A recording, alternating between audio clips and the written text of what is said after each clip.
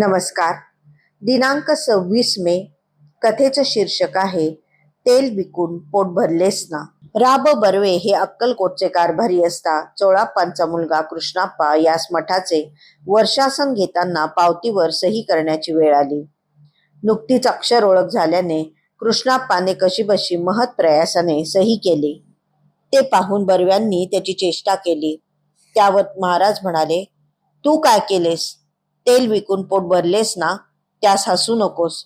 त्याचे भाग्य निराळे आहे. भगवंताचे ज्ञान होणे हे जगातील एकमेव खरे ज्ञान आहे. शाळा कॉलेजात शिकवले जाते ते ज्ञान पोटापाण्याचे असते. ज्याला भगवंताचे ज्ञान झाले त्याला इतर काही शिकण्याची गरज पडत नाही. कारण त्या एका ज्ञानानेच तो सर्वज्ञानी होतो, त्रिकालज्ञानी होतो. त्याला पुस्तके, ग्रंथ, वेद, शास्त्रे शिकण्याची गरज पडत नाही. त्याला पोटापाण्याचीही विवंचना उरत नाही.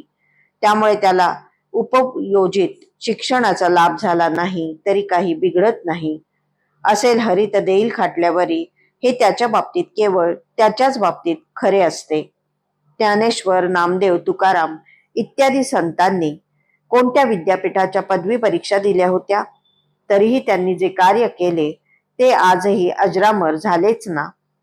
अर्थात शाळा कॉलेजेसमध्ये मिळणारे शिक्षण घेऊच नये असा याचा अर्थ मुळीच नाही. आपण सारे सामान्य आयुष्य जगतो, त्यासाठी उपयोजित शिक्षणाची आवश्यकता नाकारता येत नाही. पण हे शिक्षण केवळ पोटापाण्यासाठी आहे याचे भान ठेवावे. याचा उपयोग देवधर्माची टिंगल करण्यासाठी करू नये. त्या शिक्षणाने शहाणपणा, सुसंस्कृतपणा येतोच असे नाही. भगवत भक्त शिकलेला नसला तरी त्याला जे सत्य ज्ञान झालेले असते त्याची तुलना पोटार्थी पदवीधराशी कशी करता येईल? भगवत भक्त बाह्यतः जरी अडाणी आणि दरिद्री दिसला तरी त्याची आंतरिक समज उमज सुसंस्कृत असते आणि त्याची श्रीमंती कुबेराहून अधिक असते. जगातील सर्वाधिक श्रीमंत एक भगवत भक्ताहून कोणीही नाही. शिक्षण घेतलेला आपल्या तैलबुद्धीचा वापर करून पैसा कमवतो. ती एक प्रकारे बुद्धीची विक्रीच असते.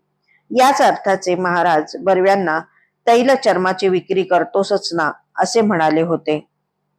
भगवत भक्तच खरा भाग्यवंत असतो. तो आपल्या तैलबुद्धीने भगवंताची कीर्ती उजळीत असतो. तो तैलबुद्धीचा विक्री करत नाही. पोटार्थी विद्या शिकलेल्या माणसाचे भाग्य चढ उताराचे असते, तसे भगवत भक्ताचे नसते. त्याच्या भाग्याचा आलेख कायम चढा असतो. शाळा कॉलेजमधील शिक्षण निरुपयोगी असते असे मुळीच नाही. उलट त्याची आजच्या काळात गरज आहेच. पण त्या शिक्षणाने शेफारून जाऊ नये हे तेवढेच खरे. बाकी सारे खोटे असे मानू नये आणि तसे वागू नये. विज्ञानाने जेवढे आपल्याला समजले ते समुद्रात पडलेल्या खसखसीच्या दाण्या इतक्या अत्यल्प आहे. याचा अभिमान बाळगणे बाष्कळपणाचे आहे हा महाराजांचा बोलण्याचा अर्थ आहे. धन्यवाद.